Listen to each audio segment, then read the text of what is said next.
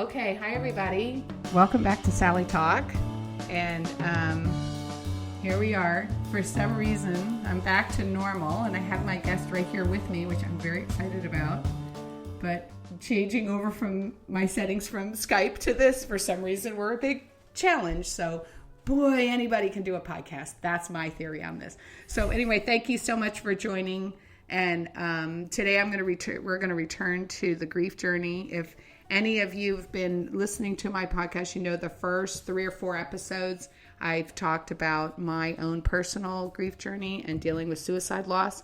So we'll be referring to that during this podcast, but if you want to go back and really hear the whole story, then it is available there. So you can listen and talk about that. I'm open about that journey that I've been on. But before I talk to my guest, Galen, I wanted to first, I'm going to do a little shout out to my sponsor, which is me. I haven't monetized yet, so I figure, well, my Arbonne business supports my podcast, so I'm going to give it a shout out. So for 39 years, Arbonne International has cared for you and made sure that their products are safe and safe for you. And we've always formulated in that direction. We've always made sure we're not coming out now with safe products after we've made a lot of money off of you for 39 years with unsafe products.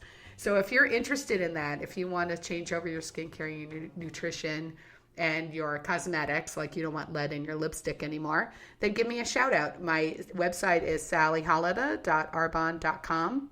It's sallyholida.arbonne.com.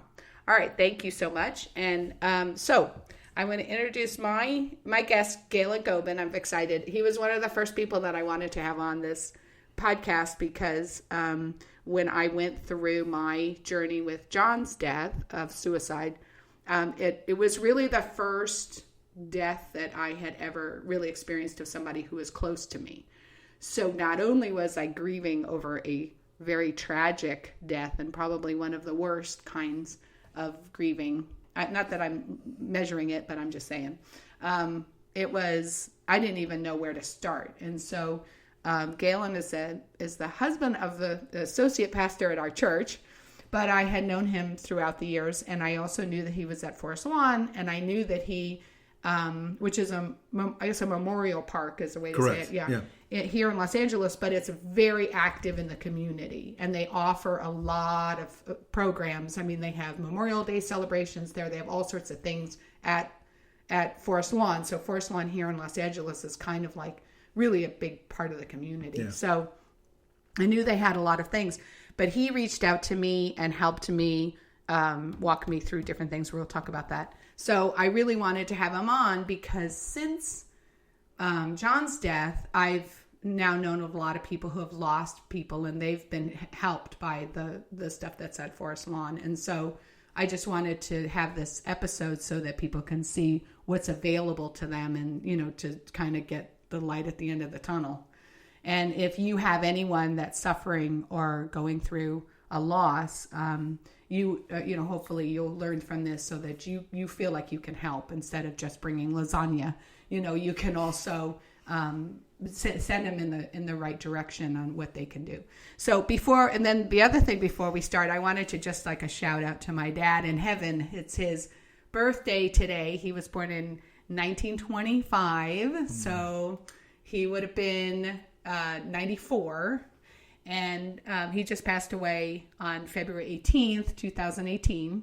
He was a Vietnam War vet, and he was a crusty old guy, but he was super funny.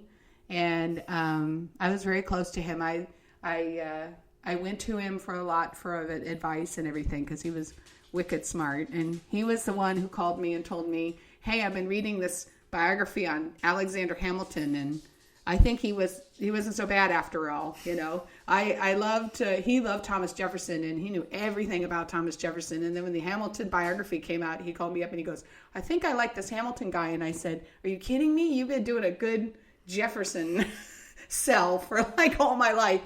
And then Hamilton ended up becoming a musical and huge. And it was funny. It ended up being the same biography that Lin-Manuel Miranda read. So it was just, my dad was like that. My dad would call up and go, hey, I think this Hamilton thing. And he was just like that. So anyway, I miss him. And it's in part of grief. I think it's good to remember, and especially on the birthdays, I think it's good to remember instead of the death days.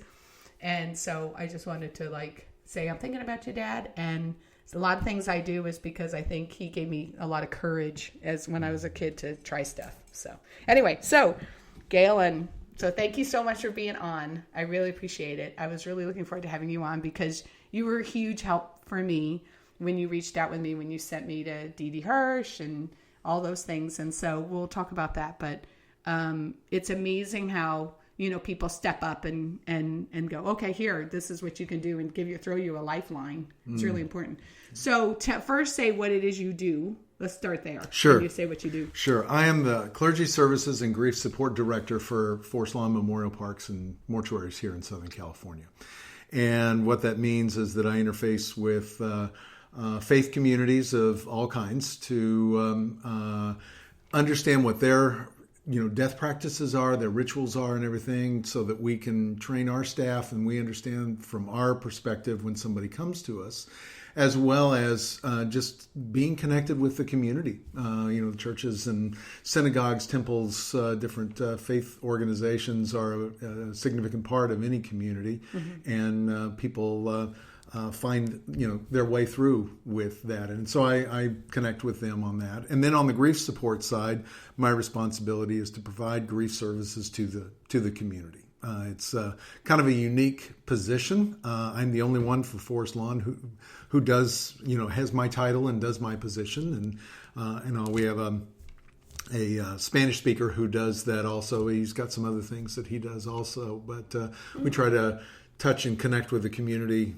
for grief in as many ways as we can. And so we do seminars, and we'll talk some more about that I know later, but seminars and some other programs and things to just kind of give people a place to find their footing. And that's really about what people need when they're grieving.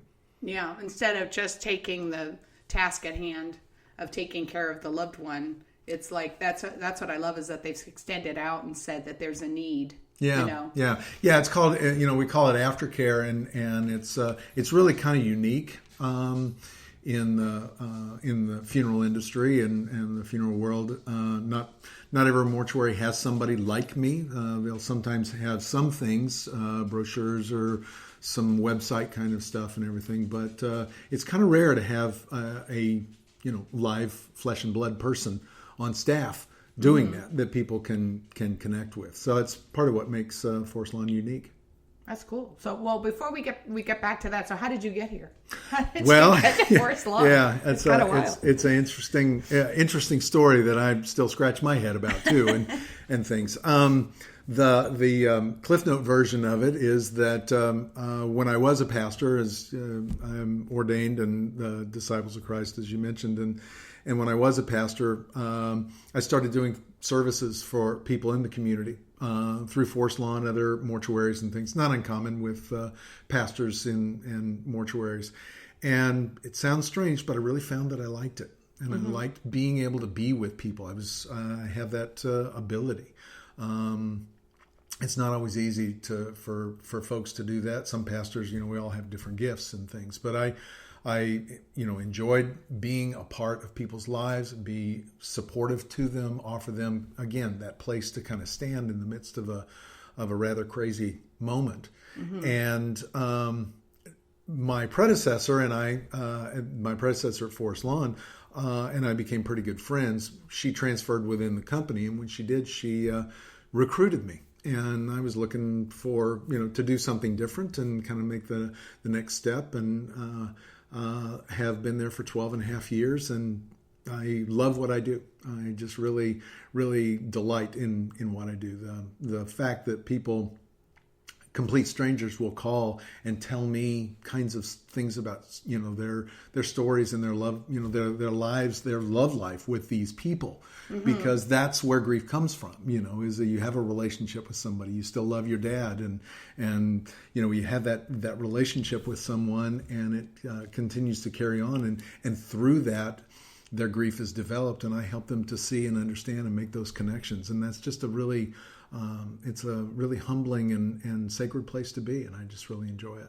Do you think that being when you go through seminary, does that help you? Do they train you on how to listen, or I was just always curious about that. Or to deal with grief or anything? Do they teach you how to do that? Not a whole lot, which is one of the things actually I'm trying to change and help with. There isn't a whole lot that's done with that. Much more is done with building and growing, particularly in churches today, and preaching, teaching, the kind of skills that that are necessary for that. But one of the things that I find that is lacking, because they don't do a whole lot of that, is that grief is a huge part of life. It is a part of life that everybody gets to experience. And when you come to that from a faith perspective, and really ultimately everybody does, because there's a spiritual part to everybody's grief, no matter how they express their spirituality. Right. It all gets wrapped up in that. Somebody comes to their pastor, their rabbi, their spiritual leader, and without knowing anything more than kind of the cultural stuff that we all sort of grow up with, a lot of times what ends up happening is that people, pastors and things who are supposed to have answers, end up offering, platitudes and, God has a reason, or different kinds of things, because they don't know about this. Mm-hmm.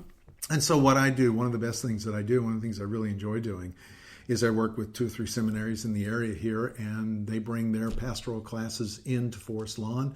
We give them a tour. We talk about grief and loss. We help them to see the practical side, what happens and what's going to go on, so that they have that training, and that they're not trying to figure that out with the family the first time they're sitting there. I know that happened to me the first time. I was a pastor, and somebody had a family member who died, and they called and they said, "Galen, I'm going to the mortuary. Can you go with me?" And I was like, to be pastor, sure, but I had no idea what I was going to be doing or anything, other than sitting there and I had no idea what to expect, and it can be kind of daunting. Mm-hmm. It can be daunting for any of us. Mm-hmm.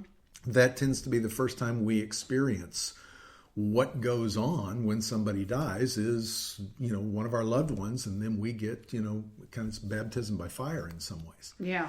And so I want to bring pastors in to at least give them a walkthrough with that, so that they can see what's going on and all the different, the different things that happen and the different elements that need to be done. Because it's really it's like a bunch of cogs fitting together. Mm-hmm. One thing has to happen. There's some legal stuff that goes with it, and county things, and the stuff that we have to do and the family has to do. And it really is an event that takes a lot of planning and moving parts to bring together.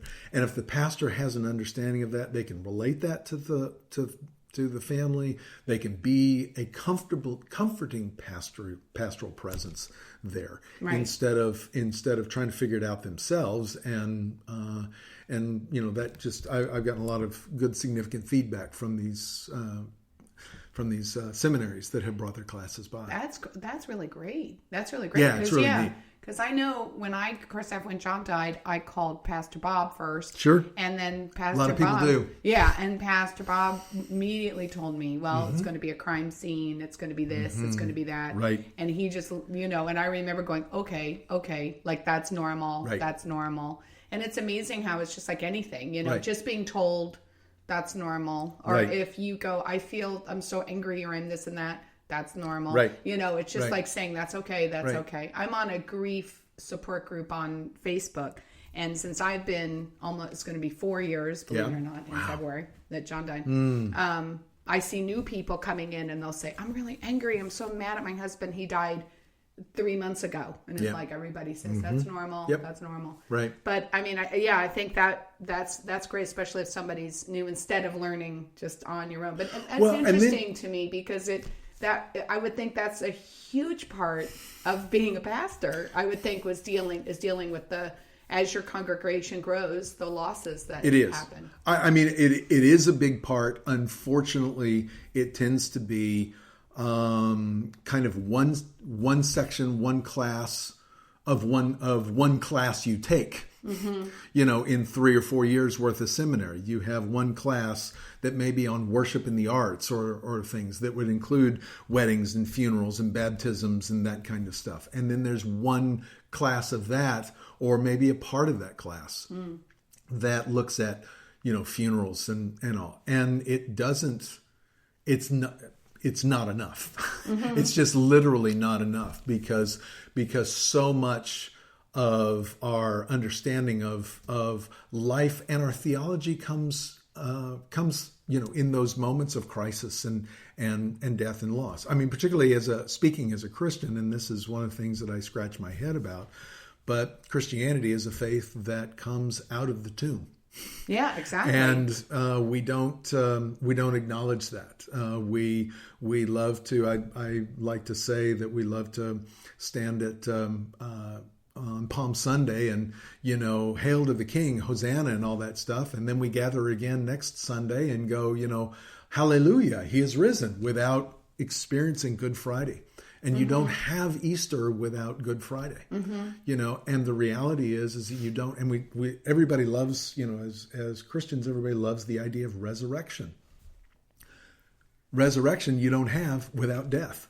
Right, exactly. You have to go through that. And it is a constant kind of thing. I mean, this is one of the things, Sally, you and I have talked about before, that, grief is a constant companion with us through life. It starts that, when we are little kids and we lose a toy, the cat dies, the bird dies, and a child has a relationship with that, with that pet or with that toy, that inanimate object or whatever.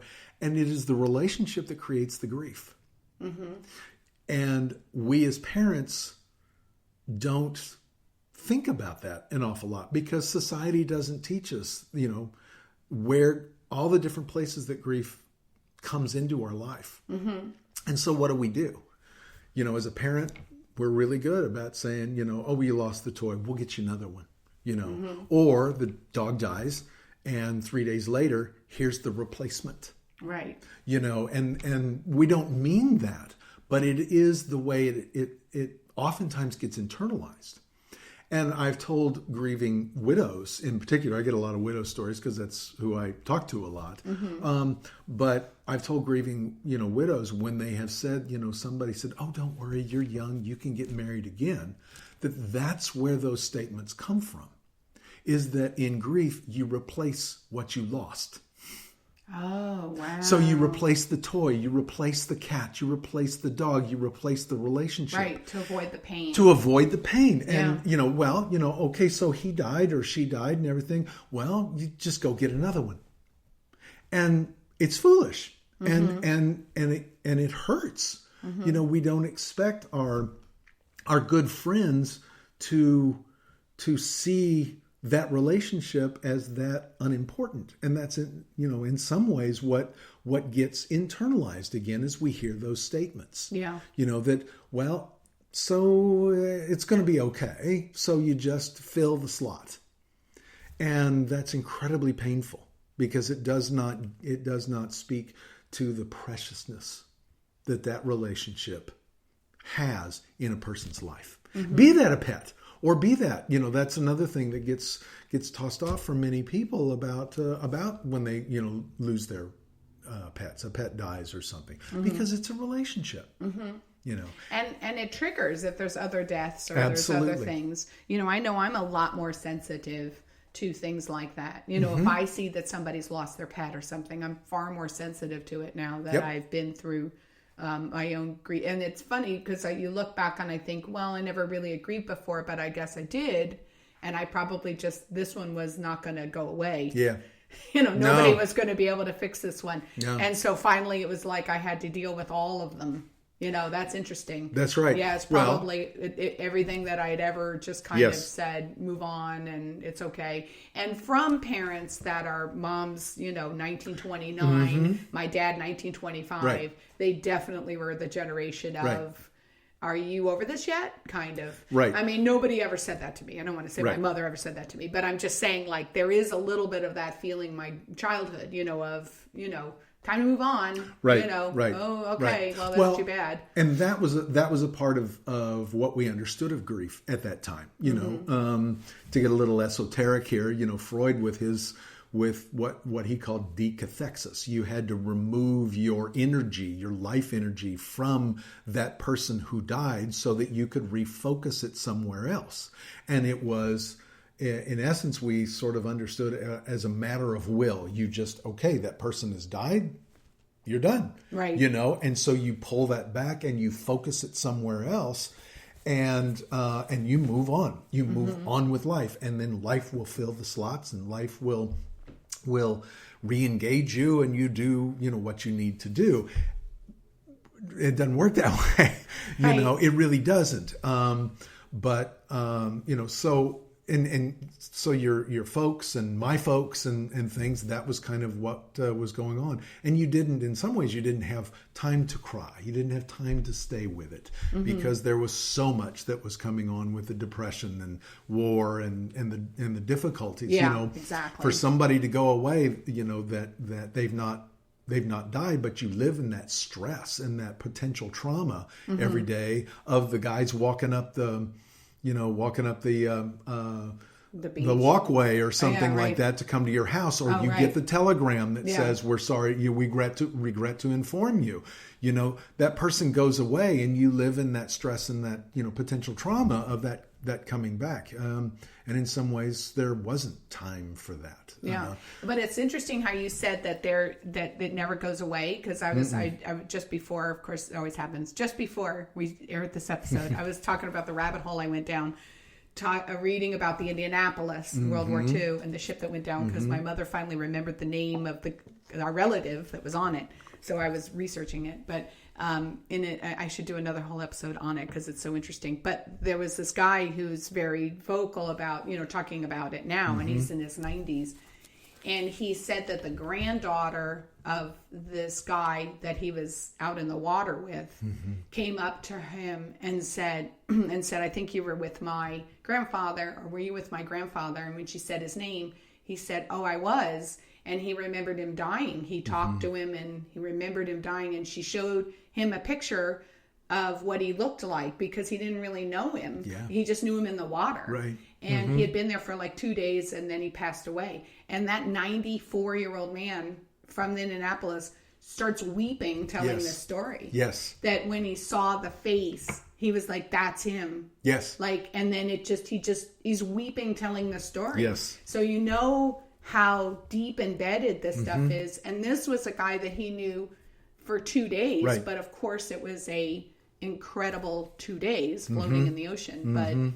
But it's just amazing how we don't, and I think that's what's so important, is that we acknowledge it. And what I found from going through and so one of the things that you helped me with was that you led me to Didi Hirsch, which is a wonderful resource here in Los Angeles. And they gave me a list because I needed a specific therapist. I needed a therapist that dealt with PTSD. Yes. Because I found John. Yes. So that's a whole nother thing. So if you're listening and you know someone who is in my position, because there's different levels. Because even though people think, oh, they felt horrible for me because I was in that, because I found him. But then other people suffer from not being there, because then they feel like they could have been there, or they could have. There's so many levels to it. But for me, I needed the PTSD therapist, and there aren't that many. No. And so one of the things I really want to stress, though, is that you ask for the sliding scale, because there's only a handful, and they're not cheap. But if people want to give you anything, have them give you that. Wow. And in fact, I've been researching, and I think I'm just researching it, but I think I found a website of a organization that will pay for your therapy. Oh. I think that would be, because I really think that it's great for all the other things that people do for you, but for those particular ones, I really think 10 sessions, or 20 sessions with a specific therapist really helps you. And this way you don't feel like you have to unload on all your friends. Friends are sitting there going, "I'm not experienced in this." Yeah. And so I thought that was a really powerful thing. But Didi Hirsch was really great with that. And then they put me also in a group therapy. And it was like I think how many weeks? 10 weeks. Okay. I think 8 or 10. 8 to 10 weeks. Something like that. I don't remember now, but Pretty it was standard. because I just did it, and so you met every week on Saturdays, and that was great. It was 14 of us who had all been through a suicide loss, all in the last 6 months. Okay. Yep. Which was kind of remarkable. Yeah. And everybody, it was different things. They were there, they weren't there. Sure. They heard about it or they found out about it. And it was really powerful, but it was really eye-opening for me to learn the tools, because there were different things that people said. I sit in the car and I cry when I get home from work, or I go to, I sit there and I made my own thing where I have a little box of all the stuff he's given me, all those cards and all that things. And then some days when I feel like I want to think about him, I sit down with my box and I look at all my cards, and then I cry, and then I kind of feel like I did it. Yeah.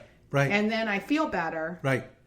But it takes you out for a day. Yep. You just get let go of the day or 2 days or whatever. Yeah. So, or I prepare myself now. When I go to a memorial service, it might take me out for the rest of the day. So I just don't plan anything afterwards, know? Yeah. So, and you learn to live with it. That's the integration. And that's ultimately what we all do with our grief, because excuse me, you never get over it. You're never done with it.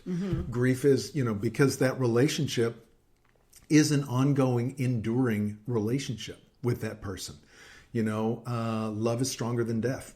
And I tell folks that what you're trying to do in grieving is to try to figure out how to love somebody who's not here. Right. We are so used to encountering and what I say is mediating our relationships in the physical. You and I right now, I can look at you, I can see your face, and you're nodding and all of that. Beyond that, that somebody's in another part of the house or another part of the world, and that they're there. Right. When they die, whatever your understanding of an afterlife is, that is comforting, but where is that? And so how do I learn to love somebody who I don't know, as Richard Feynman said, what your address is? I don't know where you are. You're in my heart, and yes, but I'm still used to and still long for that physical part of that. And so grief is this ongoing relationship that continues to grow and change as you do. And you're always back and forth with that. And I wanted to comment too, when you were talking about the Indianapolis and the granddaughter and the serviceman who was there. When he starts to weep after hearing that story, his experience is of being there again. Right. That grief becomes immediate to us, and it always does. That's one of the reasons why it's so powerful for us. Because it's not like the moment is back there. We are experiencing that moment and the fact that that person isn't here, and the loss and the breakage of that relationship by death in this moment now. Right. And so the thing that we learn through our journey and our trajectory of grief is that while I'm here now with that pain, it's not going to stay that way. I will experience this. I will touch this. I will be with it now. It may wipe me out for the day. And I have to learn to deal with that. And I have to learn to arrange my life around that. But I know that later and tomorrow, I'll be able to be back to this space and to this new normal that I'm living in now. Well, and I think that's, and when you were just saying that just reminds me of that's why it's such an important thing to deal with, because it's so powerful. Yes. I mean, the fact that you can be transported, it's more powerful than time. Yes. It's over everything. Absolutely. Yep. And so that's why it's just, and it also too, what I found in dealing with it and also talking to other people, it's a real faith test, because it's really where you come, one of the Indianapolis guys was saying, there's no atheists in a foxhole or Right. whatever. It's a famous saying. Yeah. But all their stories, and whenever you hear all of those stories, it's like everybody starts going, if there's a God, or if there's this, or if that, guys were shouting from the water, if you're really there, and you really do, finally, all of this talk that you say is your belief, and all these things that you've been going along, all of a sudden you're there and you're like, wow, what is this? What's real? What's real, and what can I count on? And Yes. is this, and they literally will go one way or the other on it. Yeah. I didn't feel like he isn't there or he is. Yeah. I mean, it either strengthens it. With me, it strengthened it. But I know a lot of people who they've gone, you know what? He's not there. Yeah. And so it's interesting. So when you're in position, you need to welcome in all sorts of people, because Forest Lawn is kind of like a non-denominational. We serve the community. Everybody in the community. So when they come in, you have to be ready to handle. Right. But not only do you have to handle whatever faith they have or not, you also have to handle. They're on the brink of whether they're gonna go one way or the other. Right. They could be. Right. But I mean, there's a good chance, because there's no other thing that happens, I think, that puts you at a more on the precipice than that. Well, ultimately, death provides value in life. Yeah, I mean, contrast. Ultimately, because this experience of life has an end, it's precious. And my relationship is precious.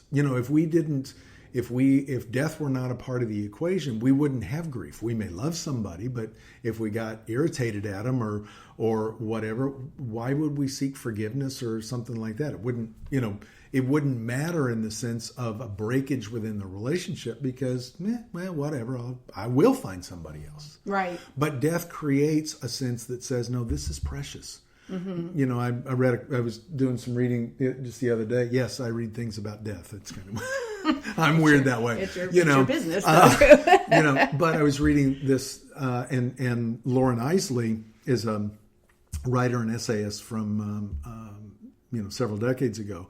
But a phrase that he had really stuck with me. He says, "Death is the ultimate collector, and death collects everything, and makes." And holds it. And it's like, wait a minute, if you're going to take that means it's important. If I'm willing to just give it up, it doesn't matter. If I'm just willing to give it up, it doesn't matter. But if I'm going to fight you with that, this is important to me. And ultimately, you get down to the place when you are floating in the water together of what really is important. And it becomes you and I supporting one another. It becomes that relationship, which is why only, a couple of days in the water, he may not have known him.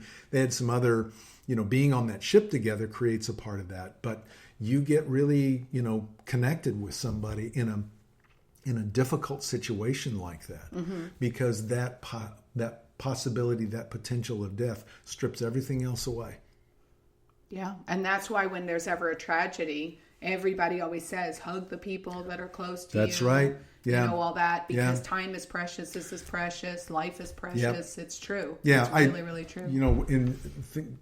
We go back and listen to some of the recordings of the people who were in the Twin Towers. Oh, yeah. And what do you hear? They're calling, I love you. I miss you. That's what they say. Nobody calls their stockbroker and say, sell. Right. Nobody does, because that's really not true. Important. Right. It doesn't even occur. I've only got moments here. I'm going to get to the people who are important to me to let them know how important they are. Yeah. And it's the last thing I can say. It's everything else becomes unimportant. Right. Yeah. And that's the thing. It's like when you're wading through, it's sorting all that stuff out, and you don't have that other side. The other thing is you feel like it's such a one-sided relationship now, because I know he's in a better place. I do believe that. And I still love, but you don't get the feedback. You know, it becomes not kind the way of like you're expecting. not the way you're expecting, because or I desiring. do get it. Yeah, yes. because what I felt was, I think it's really important that you open your mind, that you will, and your heart, that you will get signs and you'll get things that show you that he's still around, and that he still hears you and still cares and everything else. One of my people who know me know that one of my guilty things is I watch a Long Island medium. And and so she brings back, talks about people and what they've gone on. But the main source, my kids tease me about it, and they're like, it's fake and it's this. And I go, well, I don't know, because the message she always comes around and says, no matter what she brings up, any details or anything, is that they're okay and they're around and they're experiencing all the things that you wish they were there with you. And I believe that. Yeah. So I believe that. So when somebody says, whenever I see on Facebook or something, they'll say, oh, I wish my father was here for the graduation of my son. Right. He would have been so proud. It's like, well, he was there. Right. And I saw Paul McCartney was on with James Corbin, and they did like this long little karaoke car thing. Right. Did you see that? No. Oh, I'll send it to you because it was great. He wrote Let It Be. His mother visited him at the foot of his bed. Did you know that story? I didn't know that story. I've heard some piece of that. Because he was all worked up and trying to decide what he was going to do, because the Beatles were breaking up. He didn't know what, or he was just really at a really crossroads. And Mother Mary comes to me speaking words of wisdom. Let it be was his mother coming to him in a dream. Yep. And he believes that. So they're singing the song together in the car. And James Corbin goes, oh, you don't understand. My grandfather loved Let It Be, was his favorite song. And I can't believe I'm sitting here in the car with you. He goes, he would have loved to have been here. And Paul McCartney just said, I get chills thinking about it. Paul McCartney just says very calmly, he is. And there's just this, and silence. It's just like super powerful. Yep. And you're like, oh, because he gets it. Yes. And that's what I think too. I feel like that too. I feel that so strongly. Yeah. Yeah. Celtic spirituality talks about the thin places. And when I kind of interjecting into that, I would say that when McCartney, said he is, Corden recognized that. And that's one of those thin places, because he felt his presence there. It's a sacred moment. And those people are around us. And most of the time we're not aware of it, really. But until we pause, spend some time, listen, pay attention and things, and understand the ways that they do connect with us in the our lives now. That's what I say to everybody who I always say, look for the signs. As soon as you can get your head above water, start looking for the signs that they're around you and that they're okay. Yeah. And that you'll get answers to your questions. Yep. Some. I can't say you get all your answers, but you start getting answers to your questions. Yeah. Like there were a couple things where I remember thinking, because you go with suicide, you go through all sorts of things, like you could have done this, you could have done that. And then I would start getting answers of like, no, that isn't necessarily what would have worked, or no, that I started getting like those. I would get somebody's story, and then I'd go, that was my answer to my question. Should I have done this? Because actually there's no guarantee that it would have worked. No. So it's important. What do you think is when going through the grief process, like you started talking about like platitudes and stuff, what are the things that you think people say that they don't mean anything by it?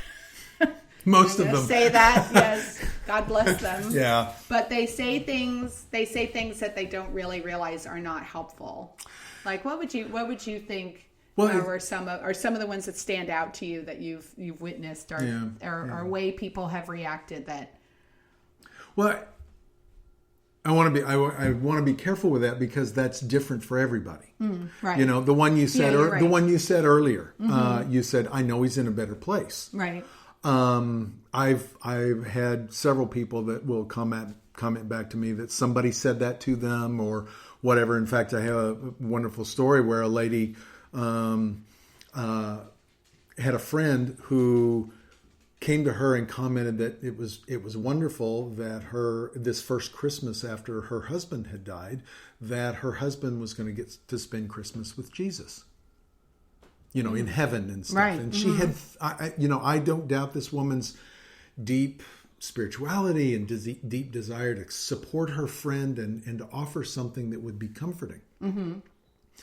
Her friend had in her head, I wish you could spend Christmas with Jesus because I want him here. Right. Yeah. So you want to be correct. I would never say that. Well, and no. I think that's what's important. Absolutely. Yeah. I think you shouldn't project. I'll just say, like, if somebody else, I'll say look for signs.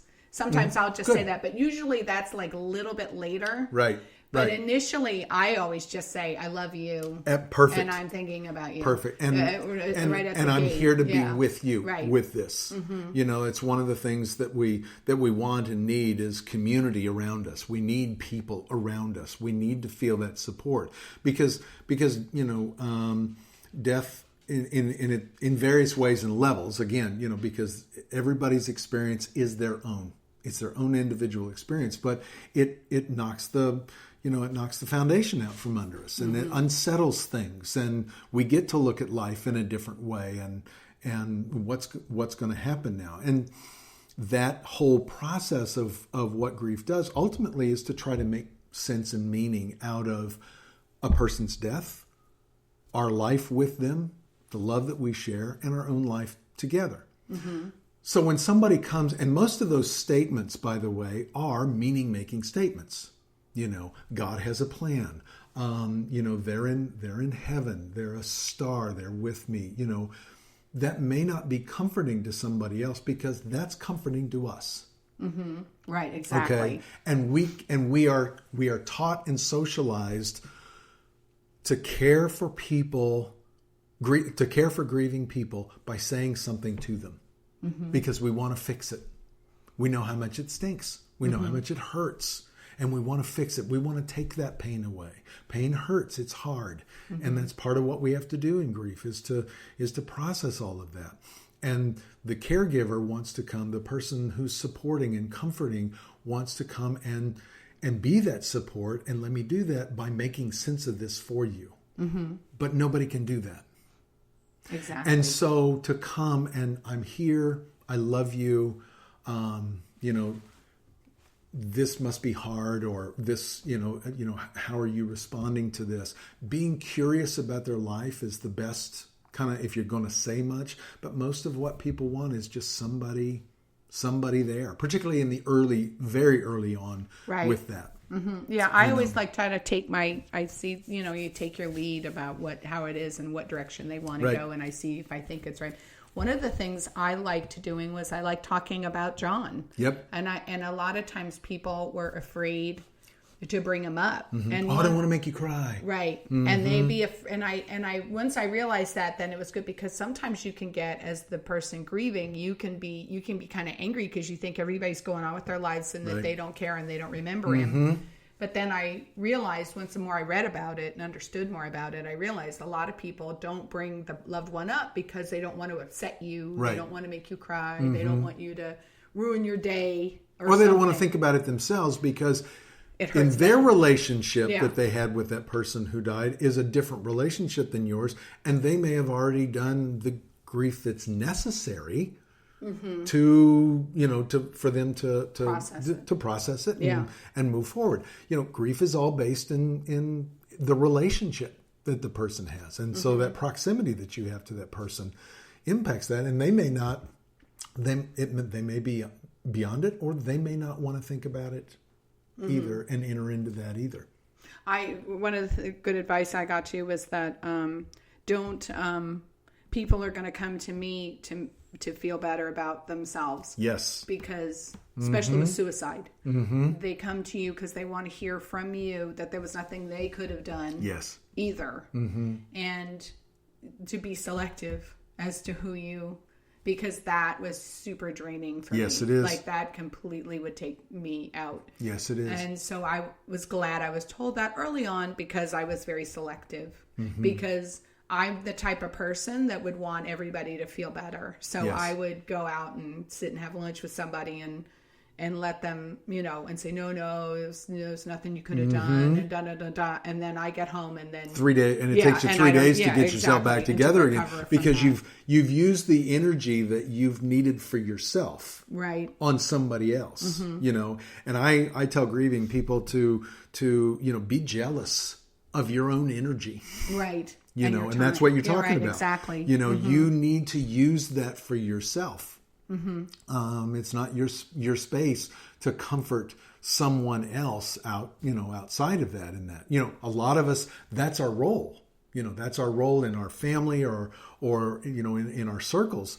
But that's one of the things that death does, is it asks that question: do you want to continue to fill that role? That's part of how we reshape ourselves, because we get that opportunity to step back and to say, at least for right now, I can't do that. I don't have the energy to give to someone else. Exactly. The self-care. Yeah. The ultimate. Self-care. Because you feel, and also it's so tempting because you so much want to talk about your loved one. Yes. So you go out because you're like, oh, good, I can talk about him. This person knows this person knows him. We can talk about it and everything else. But then it's like by the end of it, you're like, oh my gosh, I realize. And so the person that you're talking to may be fine. Yep. While you're draining them. Yes.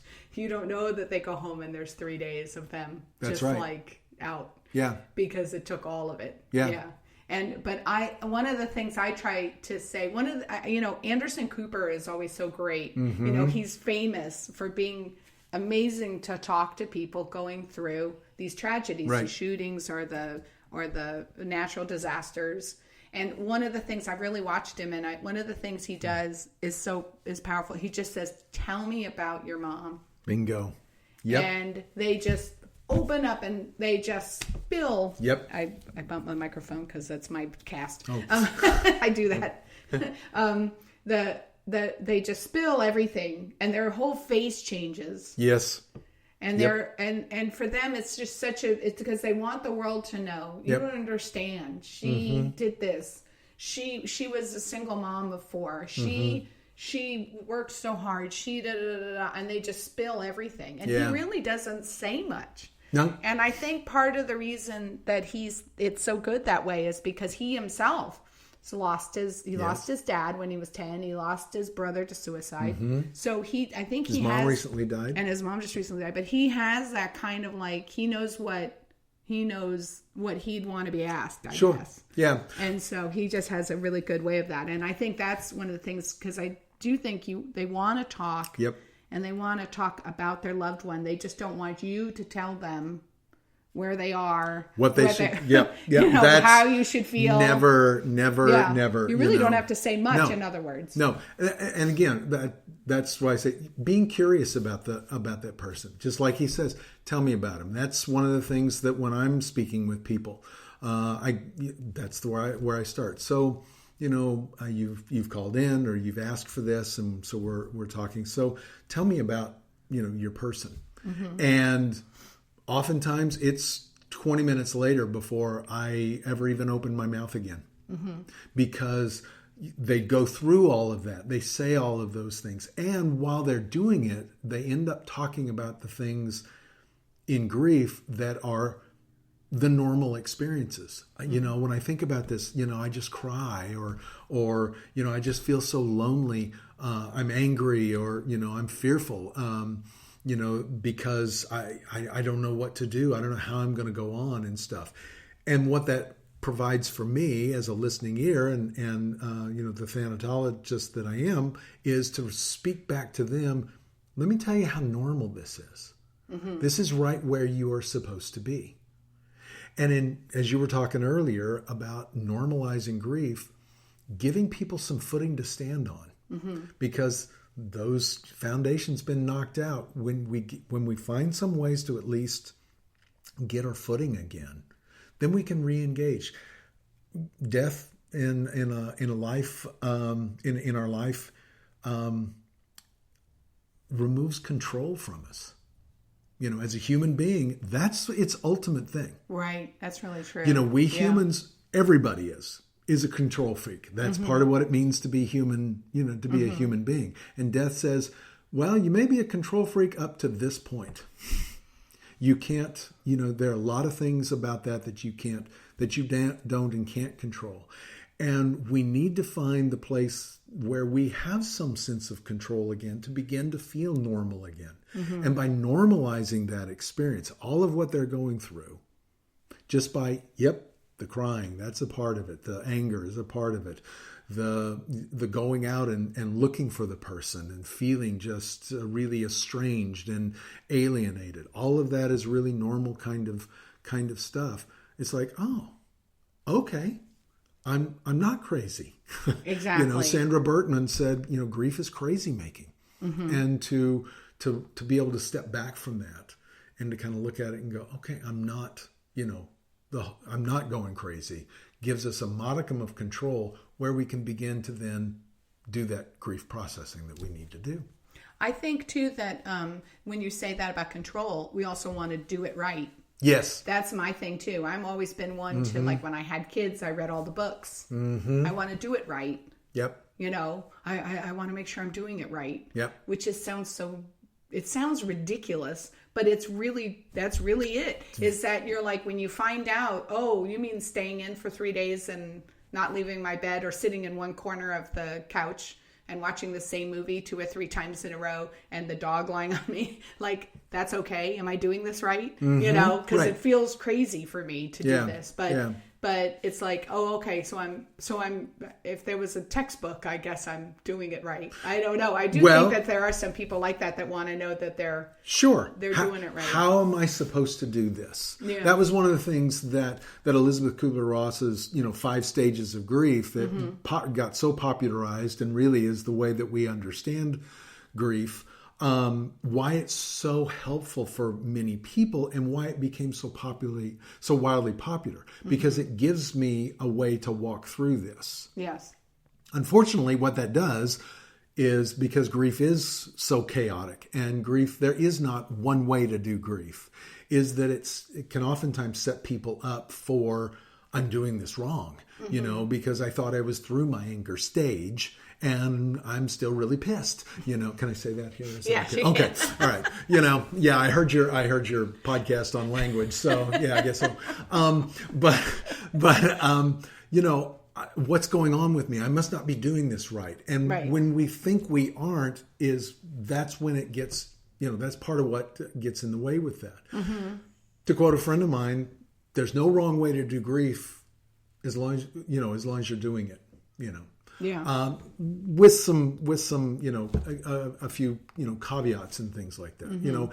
If it's impacting your life where you're not able to do anything, the 3 days on the couch turns into 5. That's a problem. Right. If you can't do anything except for go to the cemetery where your person is interred and spend 8 or 9 hours a day there. That can be a problem. Yes. If you're retired, I guess that's one thing. But even so, there's still, even if you're retired or you don't have, things that you have to do to work or care for other people, there still is life going on that you need to find a new way to participate in and to be a part of. Right. Again, if you're spending all your time that way, then maybe something is going on that you need to talk to somebody about. The vast majority of us don't. 85 to 90% of us just kind of do our way through it. And it just, because it's so internal, it's so subtle within us that we don't have to, open up a book or something and find our way through it. The family that's around us, our faith communities, or maybe it's the bowling league or whatever it is, where we find community, our neighbors and things, we get enough support in that place to do what we need to do to naturally move through this. Right. What I found very helpful were the people the memorial service was where I really remember it first happening. Whereas people would look me in the eye, hug me and look me in the eye and say, when you're ready, talk to me. I've been through this. And I remembered all in all the blur of it all. Those people I remembered. It was really clear. And I remember thinking to myself, I need to reach out. Yeah. And so I did over the course of the next, few months. Yeah. I reached out to those people that had been through suicide. Right. I had no idea. Right. It was like something. How many there are. And wow. so many you knew, like so many people that I knew that were what I would consider quote unquote fine. Like they were functioning, they had families, they seemed fine. And turns out, they found their father in the backyard. Like, oh my gosh, I had no idea. And that was it was shocking at first that there were so many, but then that was comforting to me because I saw light at the end of the tunnel. Yes. And they could sit there and say to me, I get it, but I worked my way through it, and then when I heard their story, that really helped me. So that's part of the reason why I want to tell mine. Absolutely. Because I feel kind of like if there's just so that someone can either help with it or whatever, but I mean, just, or if they've been through it, they can sit there and go, okay. One of the things I found, like when you were saying, when it goes to 5 days, the self-care thing, like if I didn't feel like going out, so I'd stay home. That was fine. Right. But there would be a time when that was too long. Right. And you start knowing I started feeling it. You start feeling it. I'd be like, what? I need to get out. And I think it was those kind of things that you have to start seeing that. Correct. To move it and then go, okay, now I need to go out and go to the movies with somebody. And now I need to call one of those people that keeps reaching out and saying, let's go to the movies or let's do this. And then I'll do that, you know. So it's that internal, movement and your heart. It's saying, wait a minute, no, there's something more out there, and I know that I need to move forward into that. Don't know what it's going to look like, but that's a part of how we do this work. We 2-3 days I'm here and everything. Now I've let my energy come back into me and everything, and I feel like I can get out and go out and do something. Right, because if I didn't, then I started getting then it wasn't. I didn't feel good. You didn't feel right. Yeah, right. And those are the things that, again, there's no right or wrong way to do it. But you have to pay attention to yourself. That's right. Yeah. And that's a part of the way that that's one of the things that the grief journey does with us. It really does teach us, or give us the opportunity to learn and examine ourselves and to understand ourselves in a new and deeper way, because it is so, it is an internal thing. Yeah. And let me just comment a couple of things. About what was something you were saying earlier. Those people would come to you and say, when you're ready, reach out to me. For your listeners, be the person that 2 or 3 months down the line does the reaching out. Yes. Because we've, and there's nothing malicious here, but we, those folks in that statement again is put it back on you as the grieving person. And you got enough to do. You as the grieving person, if you need something, and this is one of those statements and everything, if there's anything I can do for you, you let me know. How many times did you hear that and everything? It's true. That's our socialized way of saying, okay, I'm done here for right now and stuff. Right, and I don't want to push myself on you, so I want you to be ready. Yeah. So you reach out and you just send a little card, or today, a text or an email. Hey, I'm thinking about you today, and just want you to remind you that I'm here to listen. A thing like that. Now you, Sally, don't have to be the one who reaches out and crosses that boundary, because that boundary's already been crossed. That I'm here for you. Right. So that becomes a way that we as supportive people, as comforters, can reach out to someone else and to be a support. And that always works really well too. Again, 2 and 3 months down the line, 3 months, the casseroles have quit coming, the cards quit coming. Yep. Everybody else is kind of back to their own life. The grief that they have experienced with this person's death is mitigated enough and dealt with enough that they're back in their own life, and it's not fully in front of their face all the time. That's not true for the person, that immediate circle. Yeah. I recommend, when I've talked to people, and I think I did an episode, and I think I did on the episode, I don't know, I forget my episodes, but about, like, if you really want to be that person, like, write down the person's loved one's birth date, their anniversary, the year of the anniversary of their death, and really put it in your calendar so that you can say, thinking about you, I know it's been a month. Yep. or that type of stuff really meant a lot to me. Yep. You know, I know today's hard for you. Yep. Send hearts. You can just text a bunch of Yep. hearts. That's what I do. Yep. I just send Yep. hearts. Yep. You know, I text Thinking. hearts. I'm thinking Yep. about you. But you can actually systematically be there for them by putting things into calendars and Yes. stuff like that, and say, I Yes. really want to make sure that I remember, because you're not going to remember the day. Like, not, you know, there's only a handful of people that remember February 16th, 2016. Yes. You know, but we know each other, and we send each other first thing in the morning. We send each other texts, and we are all thinking of each other. But it's okay that nobody remembers that. But if you wanted to be that person that remembers, Yes. that's how you do it. That's how you do it. Won't, Yep. You won't remember. No.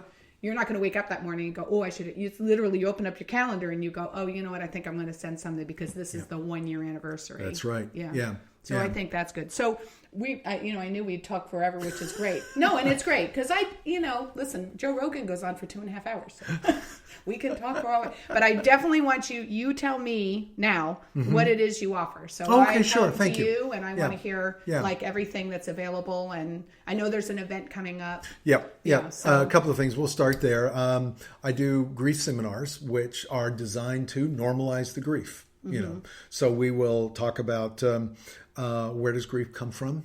You know, how do you recognize it? What are those? I call them the manifestations. A lot of people like to use the word symptoms, but that kind of medicalizes grief, and grief is not a medical thing to be, medicated. Pretty natural. So the way it manifests itself, so people can recognize it. Why am I doing this? Why is this happen? You know, why is this? I'm experiencing this. Because when you recognize it, again, it's like, okay, here it comes, and I can have a bit of control for it. And then we'll talk about some coping skills with that.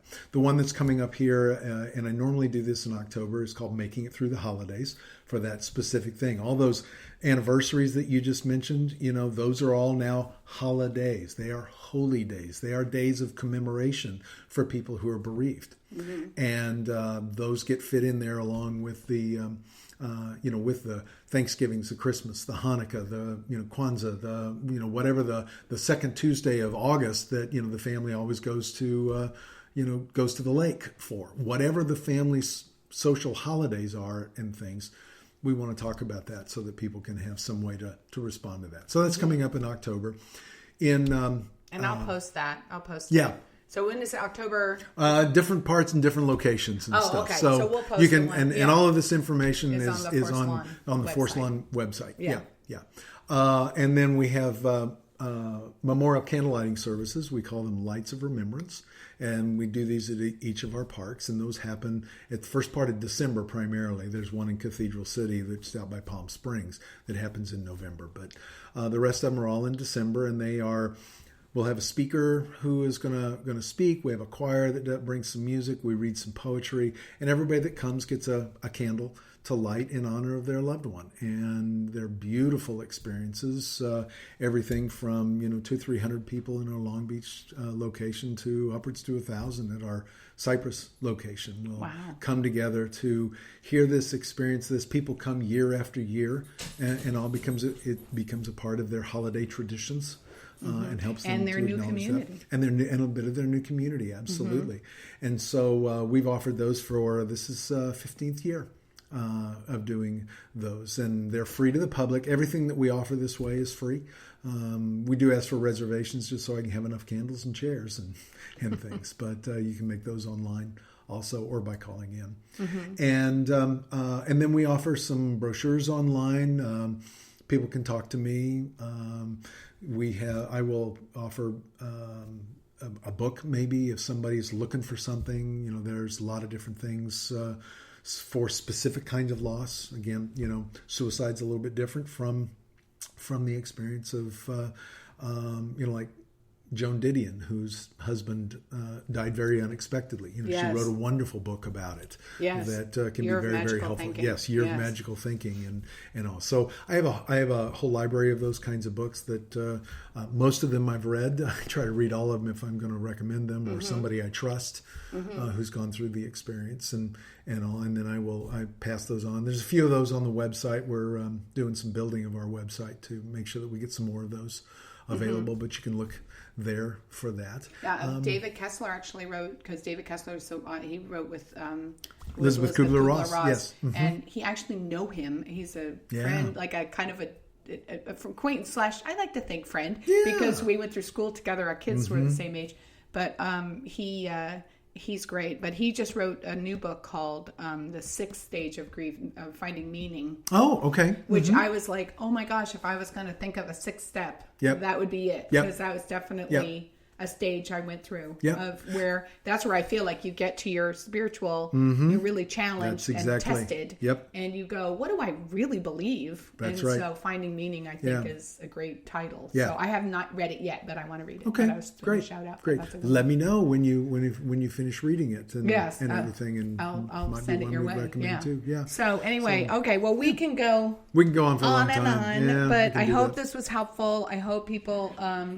But Forest Lawn, really, it's amazing because they really are so because we run into people all the time. From Forest Lawn, they really have been around, of course, for a long time. Yeah, close to 120 years. Yeah, but they really have made themselves, like they are part of the community, and they want to be here for everybody here. So it's really a beautiful thing. And so let me just give that website too, just so people don't have to look at it. It's www.forestlawn.com. Pretty simple. And that's for anyone in this area. But then also, too, I'm sure they can go on the website even if they're outside of Los Angeles area. Yeah, and we've got that website in Chinese and Spanish, and I'll stop there. Oh, that's interesting. So they're available in. That's great. Yeah. But also, too, don't overlook maybe in your own town there might be something like that where there's things out there. And like I said, I'm looking into, but you can do your own research. There are organizations out there that offer free counseling if you apply for it. And I really think that it's important to address it and work through it. Yeah. So thanks so much. Don't be alone in your grief. Exactly. Yep. Thanks so much. Next week, I'm actually I don't know if I'm going to broadcast. I might broadcast live on the way to Dallas because I'm going to visit my team in Dallas for Arbonne. So I don't know if I'm going to be on or not, but I might have Kurt Swick, who is my cohort in crime with Arbonne. He might come on. So I don't know. We might goof around. Or I might be back in 2 weeks. So thanks, everybody, for tuning in. And that's it. We'll talk soon. Thanks so much, Galen. Thank you, Sally. It was great.